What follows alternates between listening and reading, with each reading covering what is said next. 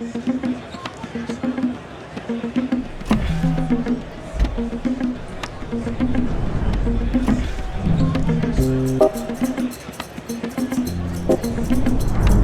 it's great to have you back. Good to be back. You're on the buzz a few times, now you're on POTOMAC TV. So, Step the game up. you did.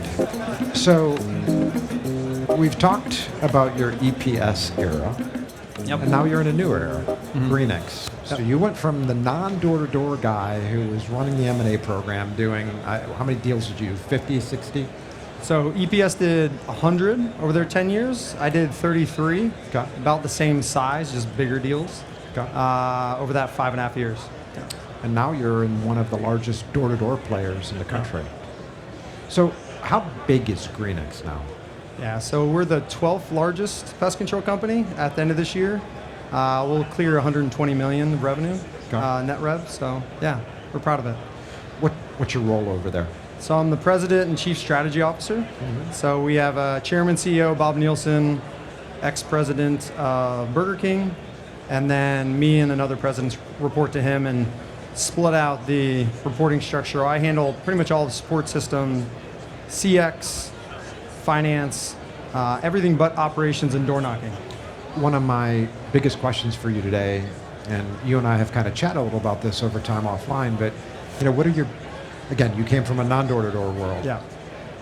What were some of your biggest surprises and learning experiences now being thrust into a company that really drives growth on the doors? Yeah, it's a good question. So I'll go back to my EPS days. The first experience I got with door knocking was actually the business we bought from you. I remember that. Which he was just here. I just saw him Spencer walk Morgan. by, yes. So coincidentally, it was a company called ProForce in Raleigh, North Carolina. And that's where I got my mini MBA in door knocking and got to learn from you. And then Spencer, and really just got to understand a lot of it. And so I tried to learn as much as I could before jumping deep into it. And I got introduced to the old president of Greenix. And we'd talk almost weekly for 2 years straight. Yeah.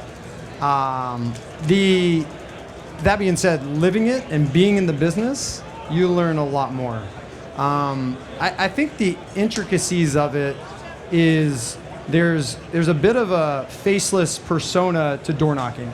Oh, it's these big engine of salespeople that are just about themselves and they're going and selling and they're not they're just a machine that goes out and does it.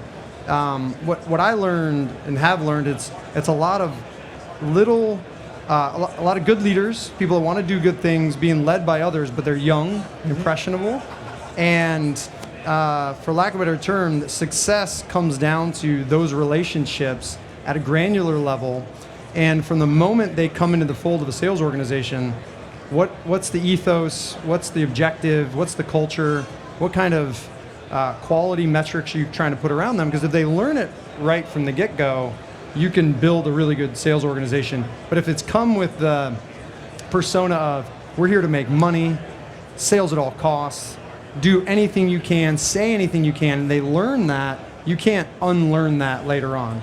And so I think one of the biggest lessons I had, just like many businesses, is just culture really matters dramatically in the success of that sales organization when you're looking at quality versus quantity in the balancing act. So this is this is the distinction when you talk about good door-to-door versus bad door-to-door. Sure. Yeah. So from my perspective, good door-to-door is knocking at the right hours, saying the right things, having quality controls in place that a 20-year-old that's good at sales knows that they can't, at the end of a long day, say something that's not really accurate to just get one more sale in. Mm-hmm. That's not the culture we want to breed. That being said, you can see it. I door knocked last year just to get a feel for it.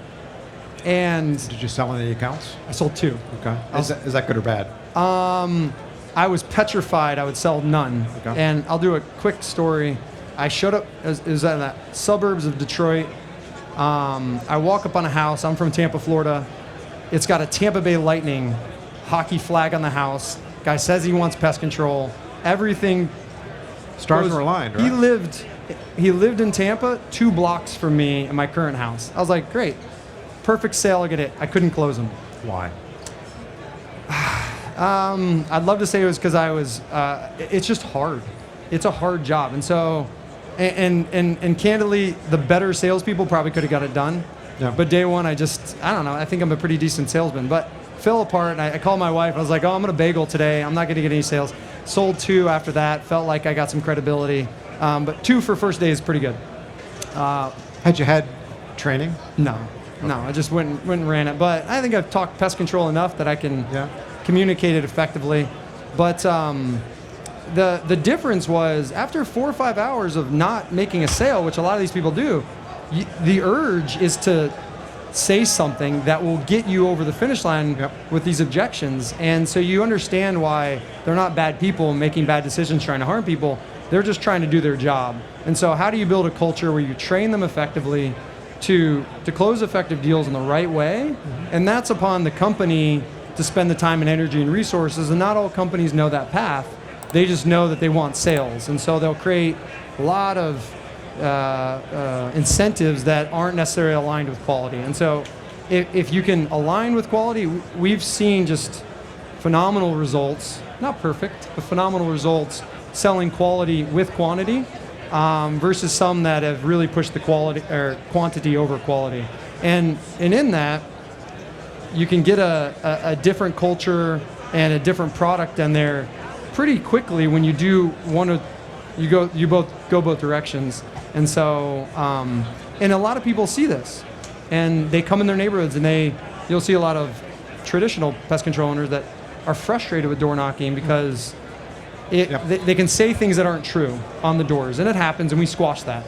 But some companies don't, and we wish everybody would, because it's better for the industry. You and I were talking about attacking white space. If 50% of our sales, which approximately are customers new to pest control, well, now we're making the proverbial pest control pie bigger versus everybody just trading the existing customers and growing along with GDP. And we see that as a positive. And if you're trading customers with others, usually, and you're doing it the right way, it's because that customer was unhappy. And that's fair. It's when people are saying things they shouldn't, and that's something we don't stand for. What'd you learn about customer retention at Greenix versus, I mean, look, you spent years at EPS. It was roughly 70 some odd million in revenue. You spent a short stint at Rentokil after the acquisition. So you clearly understood the traditional organic approach to growth. How does customer retention shake up? It's the number one most important part of our job. We spend a lot of money to sell it. You got to keep it to make it make sense. It feels good to grow your business $30 million. But to see half of it go away is not something we want to sign up for. And so we put a lot of time and energy and resources, like I said, into training. We have a lot of quality metrics in a welcome call aspect of it. So after the sale or before they can move on, they have to call in and confirm all aspects of it. This is a 1-year contract. These are the terms. Explain monthly billing to people that may not understand it. And so in that, we educate our customers up front. We educate our salespeople, educate the customers, and then consistently show up and delight them with a great quality service. We're not trying to skimp. We're trying to do more than others. We do a 5-step process when some may do 2 or 3 steps. We do granular, we do a wrap, we do take 2 lengths of Webster's and go around, and we're trying to make it simple yet highly effective, where the customer feels like they're getting a great quality. And for us, we've seen not only the sales individuals benefit from higher retention because we have that model, because sometimes it feels good to sell 300 accounts, but if only 150 make it to your commission, well, that's not great. We'd rather you sell 200 quality and have 190 make it to commission. You make more money, but that's tough to educate some of the younger salespeople on that. So if we can do higher quality, our business lifts up. We're more efficient. We're more effective. And you're not wasting time selling either subpar accounts or communicating something that's not accurate and frustrating the customer, getting bad Google reviews. So the network effect of higher quality and better retention is just good, not only in the short term, but obviously in the long term as well. So let me go back to the original question.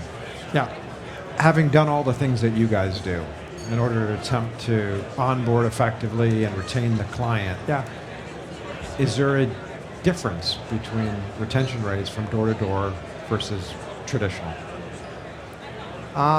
Good question. Yes and no, right? So the yes is, it depends. One, I'll compare it a little bit to acquisitions. So if we acquire 10 companies in a very short period of time, and we hand them to subpar managers, attrition is going to skyrocket. If we do them separately over a long period of time, we integrate them well, we slow to convert with a good manager, attrition rates will look really nice. It's the same thing with door knocking. If you get a good branch with a good sales team and a good manager, and you staff it effectively and you do it, attrition rates are really good. But if you go too far or you spread out too far and you have a bad branch manager or a bad sales manager selling wrong things, then you'll see a spike in attrition. So it all comes down to the quality of it. So in many ways, yes, you'll see the same as traditional in the fact of first year attrition is always higher, second year depending be a little higher, and then year 3 and beyond, it gets into this nice attrition curve. But most door knocking companies also are growing 50, 60, 70% a year. So you just have a really young base. So attrition is definitely higher compared to a 30-year-old 3% growth pest control business that just has a really nice seasoned base. So there's a little bit of an actuarial nature to it. But the easy answer is yes or no. The complicated one is, well, it depends on branch manager, sales manager, relationship, quality control, and how you can hold that all together at once. Because, yeah, our best performing branches I'd put up against traditional any day. Our lower performing branches that maybe we needed to change the branch manager, which is very normal for any of these businesses, yeah, it's going to be a higher spike. And then I absolutely can see you get the wrong sales manager not necessarily doing the right things on the doors, selling the wrong demographics on the wrong verbiage. Yeah, you're going to have a bad year the next year in that subset of customers. And we've got a data warehouse to track all of that and try and learn and relearn and learn and relearn to communicate when we see things going positive or negatively. You know, it's interesting you just brought up Spencer Morgan with Proforce. I think that's a great example of a business that was doing door-to-door right. Yeah. If you I would recall, agree. they had relatively high retention rates, specifically compared to other door-to-door businesses, Yeah. right? And so that was a great example of a small company doing door-to-door right. I, in my experience over the years, 20 years doing this, seeing pretty much almost every door-to-door company Yeah. under the hood, I mean, there are absolutely door-to-door companies out there doing it right that have very, very high retention rates. Sure. There's a lot that have piss poor retention rates. Yeah. And unfortunately, that seems to be kind of the market average. But there are ones out there doing it right. It's definitely part of the. You walk around here, you meet PCOs. The vibe is a lot of negativity around it because of some of those poor performers, or there's been some deals that have been done and with high attrition post close, and you know, I wouldn't have come to Greenix.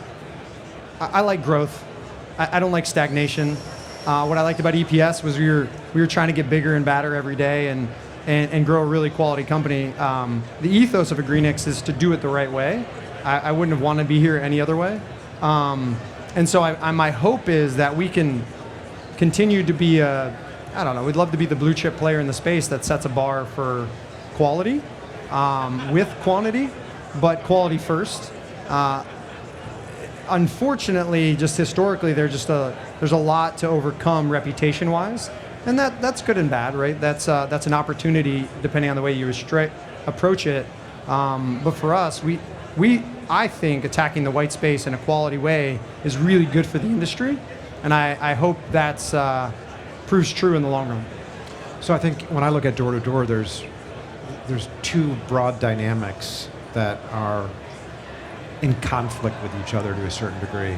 On the one hand, I think many door-to-door companies over the years have gotten better with onboarding customers. Instead of just being sales organizations, they are service organizations, right? Yeah. And they use door-to-door as a tool. So those companies have gotten more sophisticated. Yeah. The opposing dynamic is door-to-door's gotten way more expensive. Yeah. When I first got in the industry, I mean, sales reps were paid 15%. Yeah. That's not what they're paid anymore. And so there has been a lot of competition. There's been, I think, a decent amount of companies out there making very short-sighted business decisions in rates and bonuses and sign-ons and so on and so forth. I mean, what's your perspective of what's going on now in 2023 in the door-to-door space with regard to compensation? Yeah, it's a really important conversation. When I came into the industry in 2015, I think multiples were at a different place than they are now. Very much so. So in general, pest control has become I think people have had their eyes open to the value that this industry can provide in a tough economic climate over the last 10 years. And so people are seeking safety and stability. And I think as you're more aware than anybody, the micro conditions or the macro conditions, for us as a business, there's a lot of tailwinds.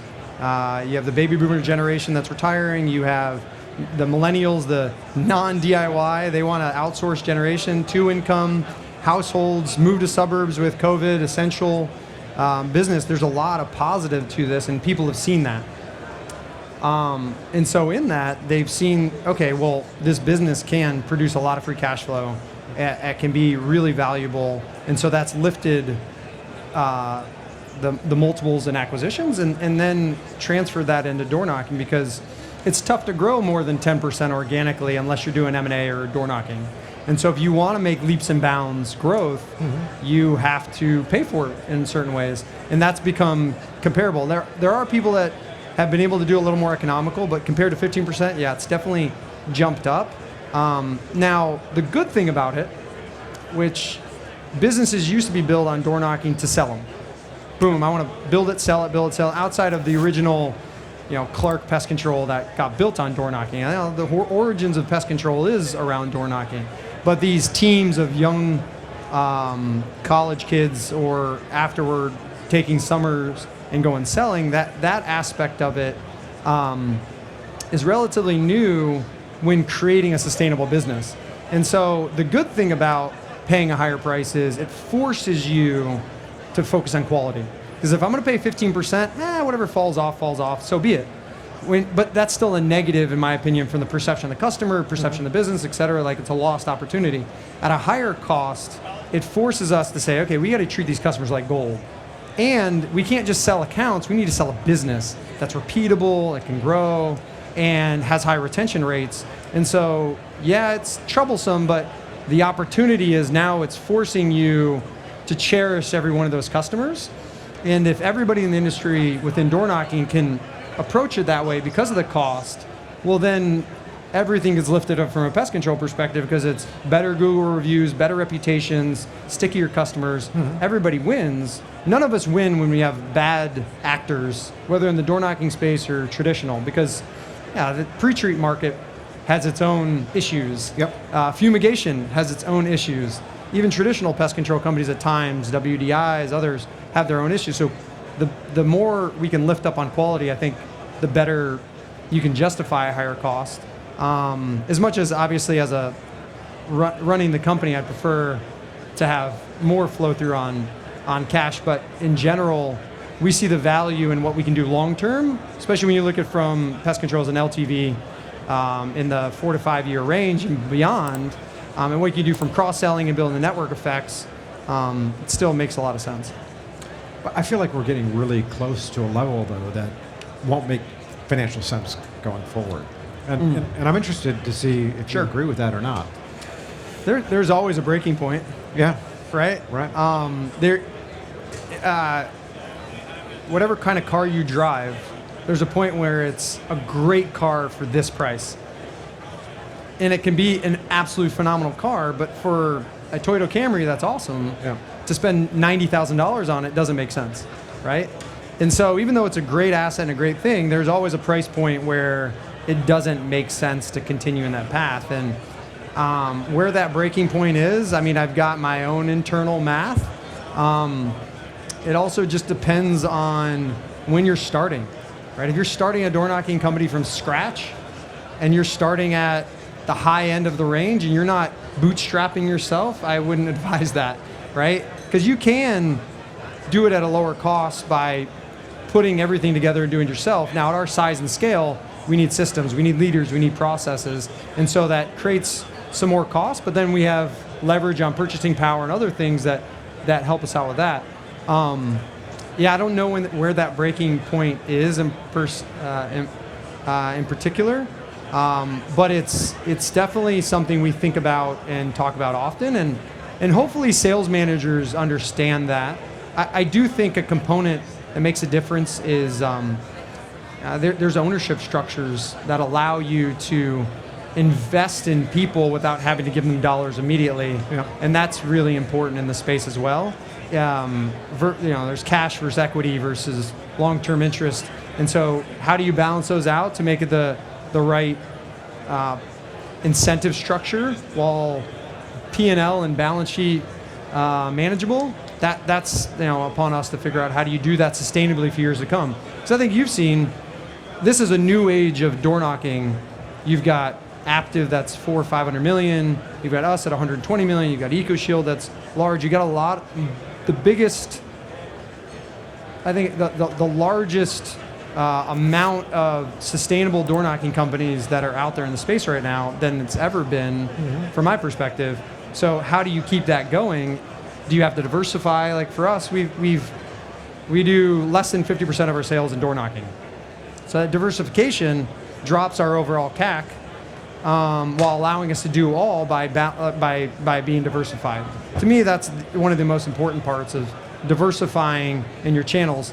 And then how do you change how do I get a longer, more profitable customer? If I'm paying more, now I need to increase quality. Because I could pay you 15 cents on the dollar, but if I have 50%, or if my LTV is 1.5 years, 1.75 years, well, I'm willing to pay way more for something that's 5 years with a higher margin profile. So how do I get more out of it if I'm spending more up front?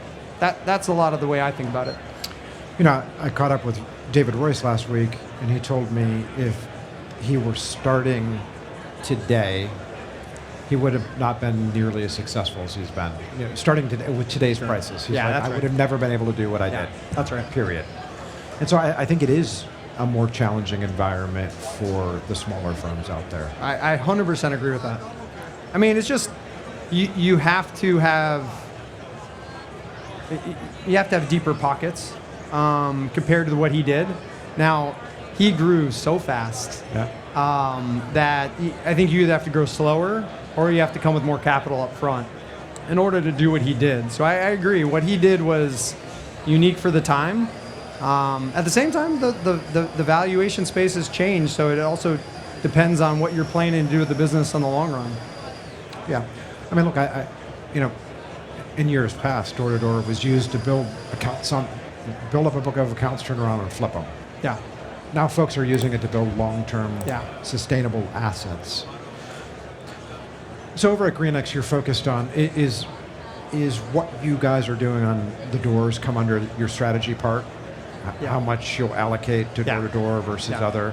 And how much time do you spend looking at, your return on invested capital in door-to-door vis-a-vis what you would do through other channels?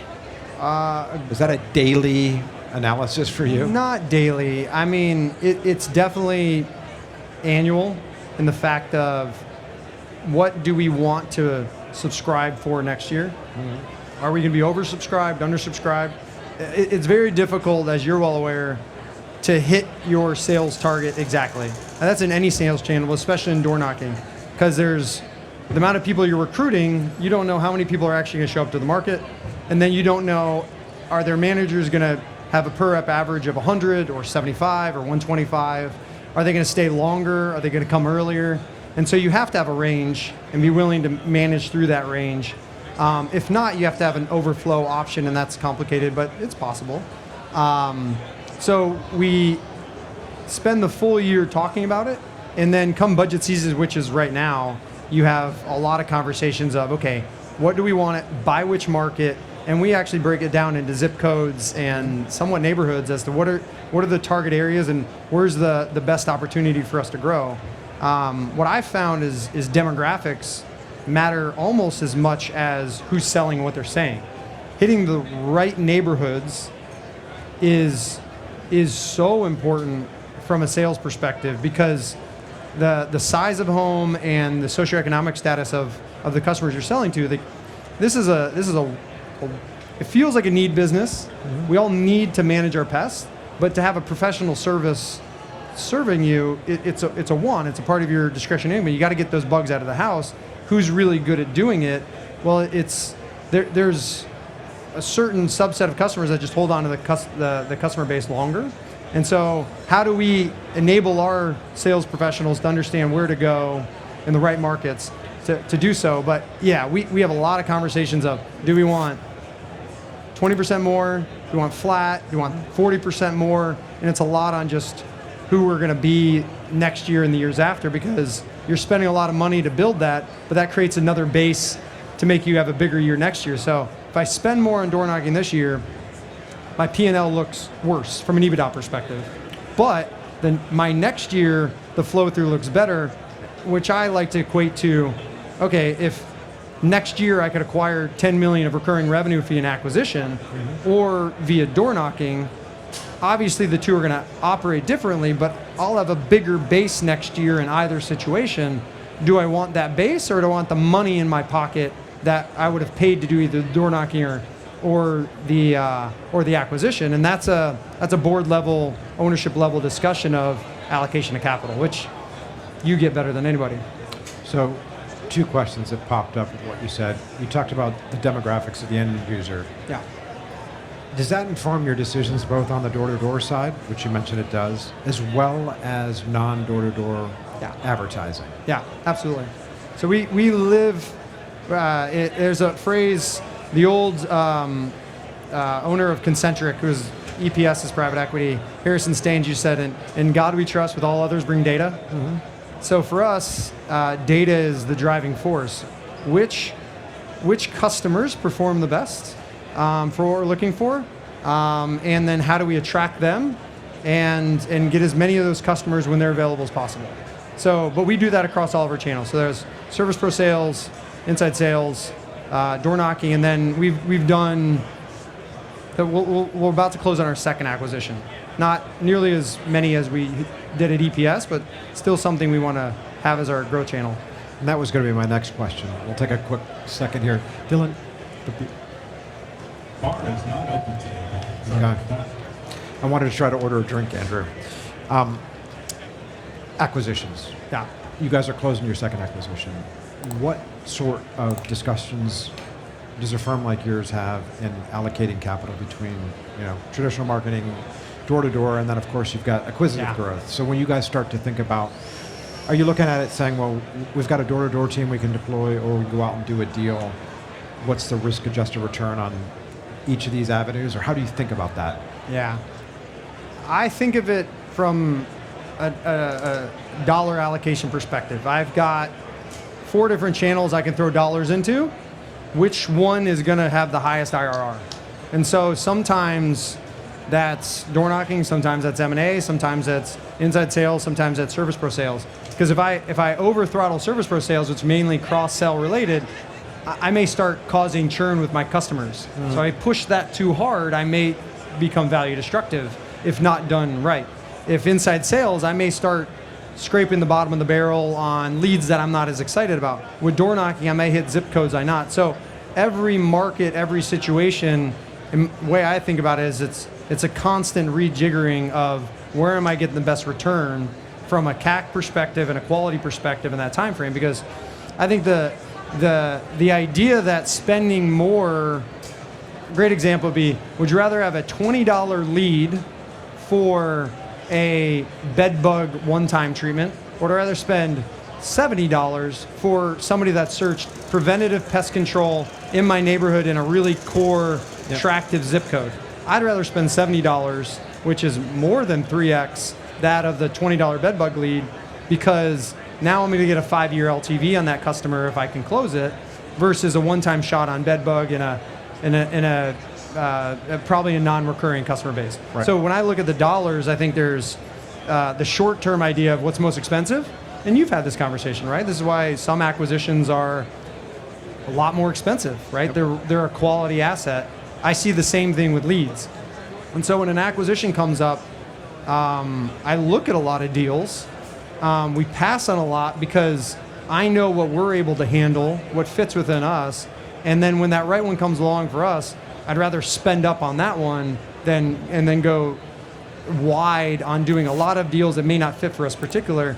And that's the benefit of having the diversified sales channel, growth channel approach, is I can redistribute dollars when necessary if we can be really, that's the theory behind it. When you guys do acquisitions, then are you focused on buying any particular capabilities?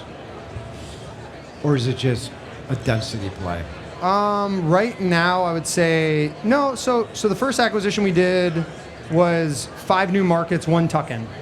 But there were markets we wanted to go to anyways, and it was a historically door-knocked business. And so they were in our system. We were integrated day one. So like we're in Pest Routes. That got the day of closing. We had done all the work.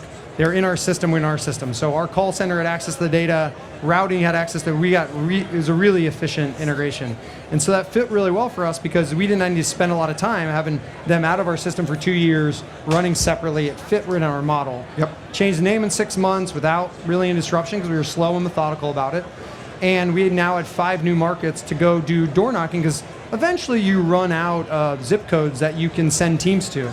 And so you have to add new geographies at times. And so we got 5 new geographies. That was really valuable to us because we needed new geographies, and I got them overnight. So that was a really attractive acquisition for us. Even though it didn't add density, I knew that I could then do door knocking, inside sales, field sales to grow density over a long period of time. So it was a longer term play. This acquisition this year is going to be more of a density play. It's a tuck-in for an existing area. But the next couple of years, we'll balance between. I'm always interested in density in the right markets if I have a good branch manager and good fit and feel, and if it's in the right zip codes and good quality customers. But we're looking for really adding into adjacent markets. So we were in the Midwest. We went to Milwaukee from Chicago. We went to Minneapolis, Minnesota, Des Moines, Iowa, just like little jumps from where we were. You know, when you think about, you talk about new geographies and you're going to knock so much, but you know, a market like Chicago Metro. So why would you jump from Chicago up to Wisconsin when it's such a massive market? Oh, I still want to grow Chicago. So it's just, if I have a market that I feel is, but you can only send, this is some of the learnings of door knocking. This would be back to the original question. You can't have conflicting teams in the same market. So you kind of have to give a market to one team and let them manage it and run through it. So you can partial out a little bit, but like one sales manager that has a big team, they want Chicago, they don't want to share it with somebody else because then you have kind of internal fiefdoms. It can work, but it's not perfect. And so if you have enough managers, you can then, now I can open up a new market for Wisconsin for a new manager to go prove himself or to generate more in that area without conflicting with the others. And so there's a little bit of, to your first question, which is what are some of the learning aspects of it? It's the people management aspect of door knocking. It's not this amorphous blob of sales that just goes anywhere. It can go anywhere. It can be managed, but it's not also as simple as like, hey, you deploy this into this market and you move this market. Like you have to get apartments, you have to move them. Like the logistical aspects of it is sometimes thought of as like this black box of door knocking. Well, it's just like any other sales organization. There's people, there's relationships, there's feelings of going to, one wants to go to Minneapolis because their aunt lived there and he loves it and he wants to go there. And so do you send them there? And so just the people aspect of the door knocking is where you kind of win or lose. And it makes a big difference on why you want Wisconsin. Also, Milwaukee and Chicago aren't far from each other. And Milwaukee's a great market. From the data we have, it's really attractive from a customer base. And hey, EPS was the Southeast, right? So I knew Florida, Georgia, North Carolina. I got that. Midwest is not completely different, but different. And so we know that customer base. We know the winters. the communication, everything is really scalable moving into Wisconsin. If I went to Arizona, it's a very different talk track. So now I need to create a different scripting system. I need to have a different technical aspect of how we're solving the problems there. A lot of our bug issues are very similar, which creates scale and efficiency. And do you guys do all the recruiting in-house? We both. So we have some third-party teams that we do, but they're mainly the third parties are people that used to work for us. So it's still very familial. We don't have really any groups that don't have roots with Greenix. What's the pros and cons of your mind of a firm using a completely third-party vendor versus doing it all in-house? Yeah, it's a good question. So there's some legal aspects of it. Third party can go where they want when they want. Internally, you have non-solicit, non-compete, so there's legality aspect of it. They can't go take a 50-person team and go to some other company without violating a non-solicit, right? Because you're investing in their ability to build teams and build downlines and to work together on that. And there's just the tightness of relationship. Are they in your leadership meetings? Are they eating Greenix food? Are they going Greenix retreats? Mm-hmm. Is it what is that culture aspect of it? Whereas third parties, sometimes it's their business working with us, and it's the in-house versus third-party aspect of almost anything, right? You can do an IT management, right? In-house versus outsource. Sometimes better, sometimes worse. There's just different pros and cons, and I think it's a case-by-case basis. When you look at the overall customer demand side of the market, I'm not talking about door-to-door, I'm just talking about in general. Mm-hmm. Where do you think we're going to end up in 2024? I mean, we've seen kind of the COVID boom. Yeah. Across the board, numbers are beginning to decelerate. Sure. So where are we going to be in 24? Yeah, I think it's interesting. For Greenix or just in general, the market? In general. Yeah. You know, it's different when you run a door-to-door business. You can go out and actually kind of create that demand, so to speak. But let's talk about in general. Yeah, I mean, pest control, again, I think the tailwinds behind us outside of the headwinds of COVID, right? Because I think we can all agree when everybody went home, they saw bugs, it popped, everybody lead gen went up. That's definitely a headwind. I think the tailwinds for us, you're still having a flight to the suburbs. You're still having a lot more dual income households. You have a lot more millennials with homes than ever before that don't want to do it themselves. You have global warming, bad for the environment, great for pest control companies. And in general, you still have a lot of white space even within those demographics. So I think we'll grow along with GDP. I don't think we'll have a retraction past GDP. I think we're still in that sweet spot of at least growing. I don't think it'll be as big of a boom as you just hear from people that leads are down. But unit changes, but there's also inflationary increases. So I think you'll still get some bump from just cost of sales, like the pricing is still going up because of inflation. But I think it'll be I don't want to say a stagnant year, but I think it'll just be a nice steady Eddie growth year. I don't see us dropping back a lot. I don't see us jumping up huge.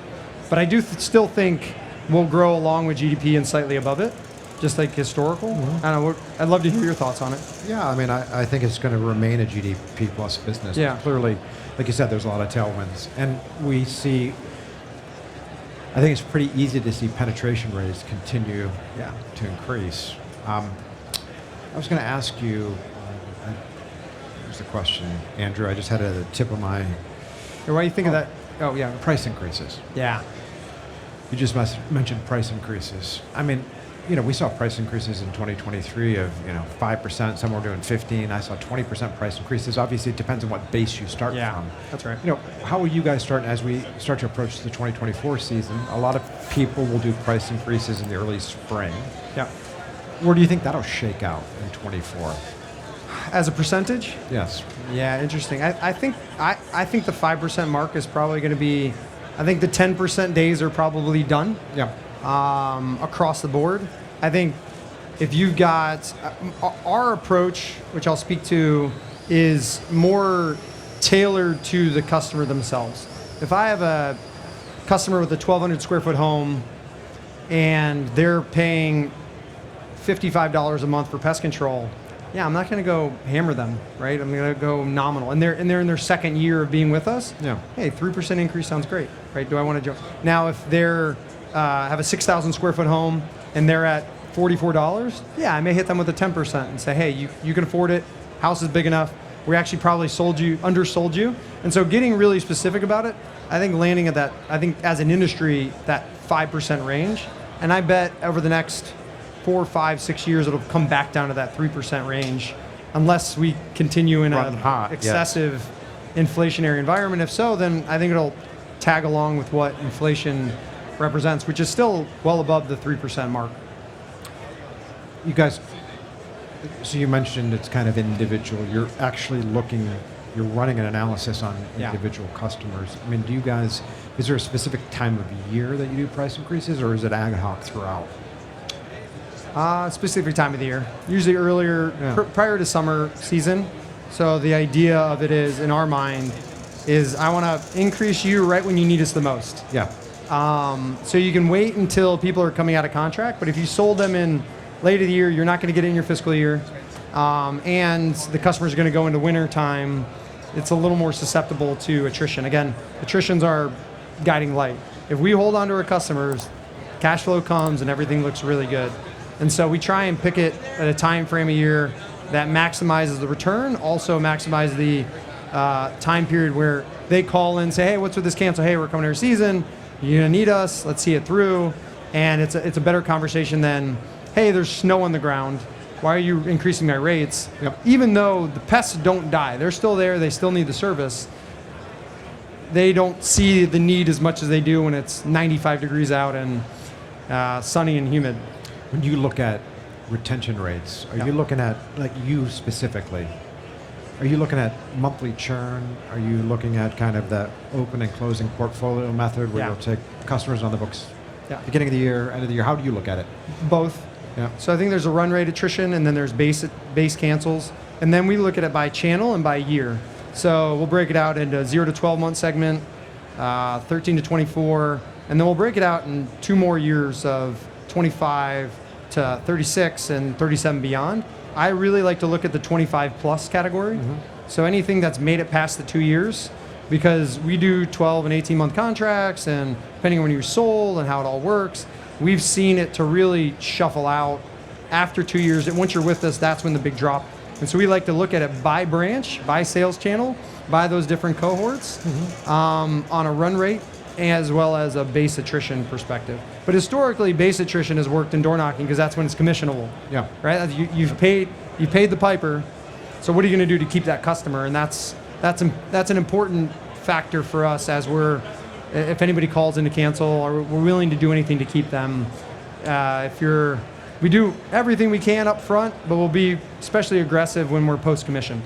Just last week, the Mexican and I debated the topic of 12-month contracts, 24-month contracts. Yeah. I mean, he and I had an entirely different opinion, and I'll tell you what mine is in a second, but I'm wondering what yours is. I don't get to hear yours first? We'll start with you. It's unique because most people in the industry know that contracts are very door knock specific.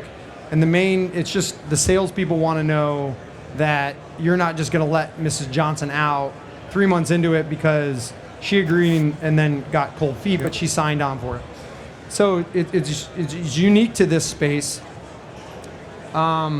We've seen not much difference in the ability to sell 12 and 18-month contracts. And it's a little bit bigger of a jump on 24. So I'll throw a curveball. I think 18 has been a nice sweet spot that we try and push at a higher clip. If you're willing to sign up for 12, most likely you're willing to sign up for 24 on the doors. Over the phones, you get a lot more pushback because they're calling and price shopping a lot more. So I think it depends on the channel, but I lean towards 18 to 24 as the default. And then you have they refer to them as aces, but they're aces in the places. But what are the things you're willing to trade down in exchange for this? Oh, if you have a $250 initial and $49 a month and a 24-month contract, they say, 24 is tough. Okay, well, I'll keep your initial, keep you at 49. I'll drop it down to 18.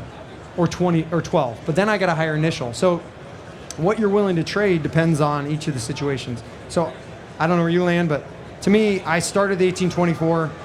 Do we let them out of the contract if they've got viable reasons that if we haven't done our job, we let them out? I mean, you don't want solicitor general issues, but people sign up for contracts, and especially if they're getting a lower initial, which we do at times, there's a reason we have a 24-month or an 18-month. It's because we're kind of going backwards for the first year. We need you to go beyond that in order to make it financial sense. So we try and communicate that with the customers. This goes to the transparency and quality up front of saying, hey, you get a $99 initial or a $149 initial because you're signing up for this long-term contract. And it's actually something we did at Bug Out at EPS. We would do 24-month contracts with Centricon with a low initial. And people understood it. So it depends. If you train them right and you teach them right, you can get the longer contracts, but it's usually a tit for tat. Yeah. No, I agree. I mean, look, if you're making concessions to get the 2-year contract, I mean, look, the problem I always have, everyone always asks, hey, should I do 2-year contracts? And my question is always, okay, what are you giving up, number one, in order to get that 2-year contract? And then you also have the same, the issue is that the contract's not worth the paper it's printed on unless you're really going to attempt to enforce it. That's right. And then when you try to enforce it, then your reviews get trashed. Yep. People are writing letters to, like you said, the attorney generals, and it just, so I tell people, I mean, look, if you can get 2-year contracts, great, but at the end of the day, for me, it doesn't really impact valuation much. Oh, sure. Well, I think valuation comes down to attrition curves. Exactly. So does the 12? If you have no contract and you have 1% attrition a month, I'll take. You'll take that over, right? I'll take that over a 36-month contract with 3% attrition, because either way, it's a method to get you to a better attrition. I also look at it from a quality perspective. If I'm reminding you at the point of sale that this is a long-term contract, well, then that dissuades salespeople from saying, hey, just take a one-time service, just take a 2-time service. And saying, no, I need to get them to commit. This is long-term pest control. This is for the life of it. And so I also see it as a quality metric more than it is a trap for the employees. It requires and pushes quality of sales even more than the conversation of, am I trapping that customer? I don't like the trap conversation. I don't think that's the right way to approach it. It forces my salespeople to be disciplined to sell quality, long-term preventative pest control versus the inherent nature of, hey, we'll solve your problem, or just take 2 services, just get me past commission. It's like, no, I need you to communicate that this is a contract that has repercussions if you don't. And if they still sign it, well, now they're signing up for the right reasons. If they call me up and say, hey, you didn't show up to my house, you didn't do a good job, you're insulting me, hey, okay, let's work through it, we'll let you out of the contract, you're dissatisfied, blah, blah, blah. And sometimes in that approach, we'll actually save them or avoid a bad Google review or bad solicitor general. And that's something us as an industry within door knocking, any companies that do door knocking have to be very, very conscientious of making sure the professionalism of our sales doesn't create a bad ripple effect with solicitor generals and in states, because we want them to like us. They want us to see as people are happy that we're in their neighborhoods, as happy as they can be, selling a service that they value. What about if somebody calls you up, sees you online, calls up Greenix, could I get pest control without a contract? Yep. Is that standard? Or no? Or am I, meaning, okay, I got a pest problem, I call you up, you sell me over the phone. Yeah. Can I get recurring pest control services from Greenix without a contract? No, you can't. So it'd be a one-time service, or you have to sign up for an agreement. The problem is it's either you're in it or you're out, right? Like, to scale it with different unique situations, once you open that door, everybody has, and we haven't seen it as a hurdle. We haven't seen conversion rate to be problematic for people signing up for 12-month contracts. If it was, it'd be more of a conversation, but it's that's where the sliding back to 12 months is got to be on the table, because there are some people that will put boundaries up, but for the most part, people, if you're signed up for recurring services, you're going to want 4 services. You want it that way, or you really just want a one-time. So you can get a one-time. It's going to cost you more. You can't, but it's going to cost you more, and that's fine. But if you want with us, hey, if we're going to do this initial for you, we're going to come out and do all this stuff. We want you committing, if not, do the one time. So like the cost benefit is saying, okay, pay a higher price for the one time or be a part of our 12-month plan. But there's no in between. I don't want you to sign up for 6 months. I'm losing my shirt on lead cost, on conversion, on commissions and all that stuff. I need you for 12 months in order to make sense for us. And if you're going to do it in one sales channel, you need to do it in all the sales channels. Yeah. You don't want channel conflict. Yeah. So we're a little unique in that. EPS never had contracts outside of the two-year agreements with Bug Out, but all sales channels were pay-as-you-go kind of methodology where you could cancel at any time. But then you have to charge a much higher initial. Yeah. And so that's the trade-off that the balancing act. Are you guys doing both credit card and ACH? We do, but it's mainly credit card. Yeah. The ACH aspect, I would love to embrace it. There's still a cost component to it that a lot of people don't understand. And just people are just not nearly as prone over the phone or with somebody in front of you at a stand to get checks. It's just, it's clunkier. It hasn't been as smooth. And so we give up some percentage in order to make a more fluid process. But we'll take ACH. Yeah. I was just curious about that. You know, there are companies that have tested retentions on ACH versus credit card, Sure. and it's much higher. I believe that. The problem is like you said, it's much harder to get. Yeah, I think one of the things Greenix is figuring out in general is there are niche businesses that can be $1, $2, $3, $5, $10 million that attack and do things really uniquely. Yeah. When you're going across 16 states Yeah. and you're putting on as much sales as we are, there's certain trade-offs you just got to figure out what are you willing to do in order to have scale. If I wanted to be tighter in all ways and all things, you can't have it all every single way across all markets. And so when I look at trade-offs of which strategic initiatives I'm going to go after, I want to build a platform. We want to build a platform that's got legs to go from 120 to 150 to 175 to 200. And the more constraints I put around sales outside of quality, the more that's going to limit my ability to kind of take it to that next stage. You know, in closing here, Andrew, how big do you think Greenix will become when it's fully matured? Can you define mature? What do you see over the next 5 years with that business? Yeah, it's interesting. So there's a lot of competition, but there's still a lot of white space. Right? We're arguably 15 to 20% penetrated from a market perspective. So if we do our job for improving quality every year from a sales perspective, a density perspective, I think we can grow at that 20 to 25% clip in a healthy way. I think with some acquisitions or the right investment, we grow faster. Mm-hmm. We can grow slower with more profit. It's a lot on what does the investor community want? Yeah. And what options do we want to exercise? We've done a pretty good job of opening up different avenues. We can be high growth, we can be low growth, we can be with high profits. We can do the balancing act. I know what I would want to do. Right now, we're trying to be that really nice balancing act of profit. We have no debt. Yep. We're kicking off cash, but we're growing 20%. We've from 66 million to 88 to 107. We'll do 120. Goals to do 145 next year. So it's not explosive, but it's not explosive. Why do you have no debt?